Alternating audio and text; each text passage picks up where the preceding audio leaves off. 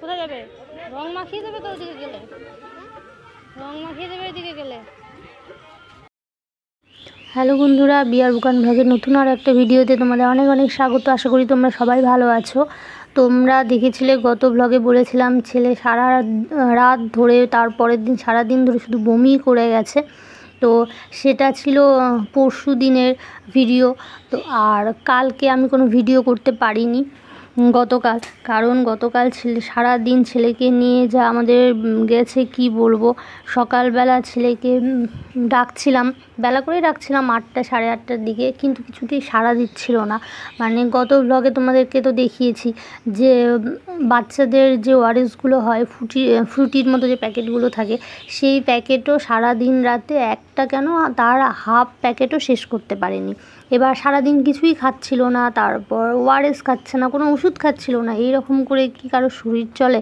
তো না খেয়ে খেয়ে শরীর এত দুর্বল হয়ে গেছিলো, কালকে সকালে কিছুতেই উঠতে পারছিল না, সাড়াও দিচ্ছিল না। ওই রকম দেখে আমি তো প্রচণ্ড ভয় পেয়ে গেছিলাম, আমি তো কান্নাকাটি শুরু করে দিয়েছি। তারপর মা বললো বাড়িতে ওই রকম করে খাবে না, ওকে হাসপাতালে ভর্তি করতে হবে, তাহলে স্যালাইন দেবে, স্যালাইনটা ভেতরে গেলে তবুও একটু শরীরে এনার্জি পাবে। কিন্তু তোমাদের দাদা বলছিল যে ও তো বাড়িতেই ওষুধ খেতে চায় না, এবার স্যালাইন দিতে গেলে তো চ্যানেল করতে হবে, সেগুলো করতে তো আরও চিৎকার কান্নাকাটি করবে, শরীর আরও ঘায়েল হয়ে যাবে। এবার কি করব বুঝতে পারছিলাম না। ছেলে এদিকে কিছুতেই মানে উঠতেই পারছিল না, জোর করে একটু উঠে বিছানায় বসিয়েছি, আবার পড়ে যাচ্ছে, মানে শুয়ে পড়ছে, কিছুতেই মাথা তুলে বসতে পারছিল না। তো ওই রকম অবস্থায় কি করব তো ভেবেই পাচ্ছি না। তারপর চাইল্ড স্পেশালিস্টকে ফোন করা হলো। তো ভগবানের দয়ায় কালকে সকালবেলায় বসেছিল, তো ডাক্তারের কাছে নিয়ে গেছিলাম, ভাবলাম ডাক্তার দেখেই হয়তো বলবে হাসপাতালে ভর্তি করতে। তো হাসপাতালে ভর্তি করতে বলেনি, ওষুধ টষুধ দিয়েছিল আর বলেছিল যে ওর তো বমি হয়েছে, তো বলল এর পরে কিন্তু ওষুধ খাওয়ার পর হয়তো পটিও শুরু হতে পারে। তো সেটাতে ঘাবড়ানোর কিছু নেই, ওষুধগুলো ঠিকমতো খাওয়াতে বলেছিল। কিন্তু আমার ছেলের ওই যে ওষুধ খেতে চায় না, তো ওই রকম করে বাড়িতে নিয়ে আসলাম। তারপর কালকে অনেক কিছু করে, অনেক মানে হাত পা চেপে ধরে টরেও কালকে ওষুধ খাওয়ানো হয়েছে, সে কারণে আজকে এই যে একটু উঠতে পেরেছে, আজকে অনেকটাই ভালো আছে।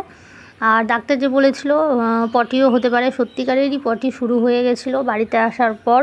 তো বমিটা কালকে হয়নি, কিন্তু কালকে সারা দিন বেশ কয়েকবার আবার পটি হয়েছে। তো যাই হোক আজকে একটু ভালো আছে।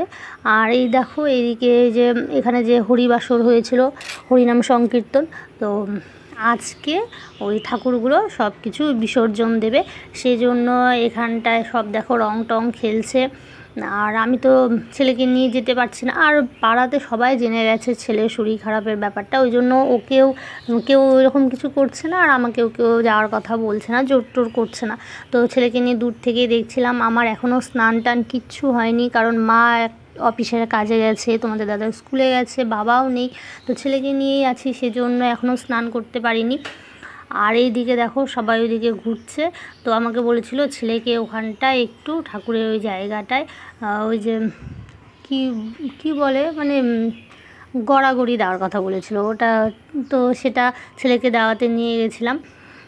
যে ওই রকম শরীর খারাপ হয়ে গেল, তো ঠাকুরের কাছে ওই রকম করতে। তো যাই হোক ওটাও করে টোরে এনে তারপরে ছেলেকে এখানটায় নিয়ে আমি দূরে বসে বসে দেখছি। আর ওই দেখো ওইদিকে সব ওই যে গড়াগড়ি দিচ্ছে। তো এরপর এখানটায় সব ওই যে কীর্তন করে টোরে তারপর বের হবে, গোটা পাড়াতে যত বাড়ি আছে সবার বাড়ি বাড়ি যাবে, কালেকশান করবে। আর মানে যেহেতু আমাদের এখানে প্রথম হরিনাম সংকীর্তনটা হলো, তো সে কারণে আমি প্রথমেই সব কিছু দেখছি। তো বাড়িতে সবার বাড়িতে গিয়ে গিয়ে নাকি মানে উঠোনগুলো ধুয়ে দেবে, মানে ওর জল দিয়ে উঠোন ধুয়ে দেবে, দিয়ে ওখানে একটুখানি কীর্তন করবে, তার চাঁদা কালেকশান করবে, সেজন্য এখন সব বেরোবে। এই যে এখানে আমি বসেছিলাম, তাও একটুখানি রং দিয়ে দিয়েছে, তো আমাকে দিয়েছে। আমি বললাম ঠিক আছে, আমি স্নান করিনি, স্নান করব, কোনো ব্যাপার না, ছেলেকে দিতে বারণ করলাম, ছেলে স্নান হয়ে গেছে।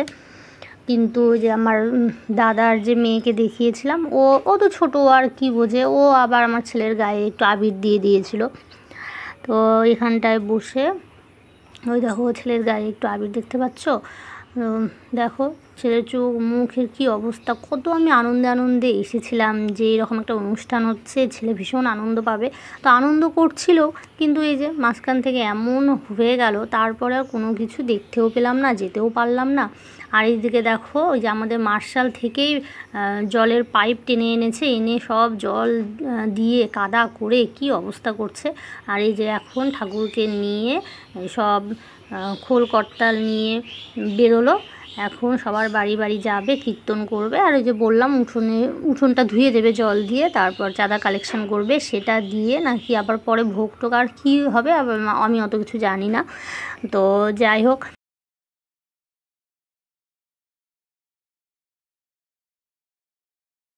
এই দেখো বলতে বলতে চলে এসেছে আমাদের বাড়িতে। দেখেছো, বললাম না যে উঠোনের মধ্যে জল দিয়ে ধুয়ে দেবে। তারপরে দেখো এখানেও গড়াগড়ি, বাচ্চাগুলো সব শুরু করেছে, আর কীর্তনও করেছিল। তো আমি এদিকে তারা ছেলেকে নিয়েছিলাম, আর তাড়াহুড়ো করে ওই রকম কোনো কিছু ভিডিও করতে পারিনি। আর কাকিমাকে বললাম ঠাকুরের সামনে একটুখানি ভোগ বেড়ে দিতে, কারণ আমি স্নান করিনি, আমি এখনও কিছু ছুতে পারবো না। দেখো বারান্দার কী অবস্থা হলো, মানে ওরা এমনভাবে জল ছিটাচ্ছিল, আমি বললাম আস্তে একটু ছেটা, বারান্দা টারান্দা ভিজে যাচ্ছে, কার কথা কে শুনে, সব একবারে ছিটিয়ে টিটিয়ে ভিজিয়ে সব একাকার। আর আমাদের ওই যে ঢাকনা দেওয়া বালতিগুলোতে জল ছিল, সেগুলো 2 বালতি জলই ফেলে দিয়েছে। আজকে বিকেলেই আমরা বাড়ি চলে যাব, কালকেই যেতে চেয়েছিলাম, কিন্তু ডাক্তার দেখিয়ে আসলাম, তারপর ছেলে আবার যেতে চাইলো না, জেদ করছিল, সেই জন্য আর কালকে যাওয়া হয়নি। আজকে আমরা বাড়ি যাব। আর ছেলের অনেক দিন স্কুল গাবি গেল, কিন্তু বাড়ি গিয়েও আবার স্কুলে পাঠানো যাবে না, শরীরটা একটু সুস্থ করে তারপর স্কুলে পাঠাতে হবে।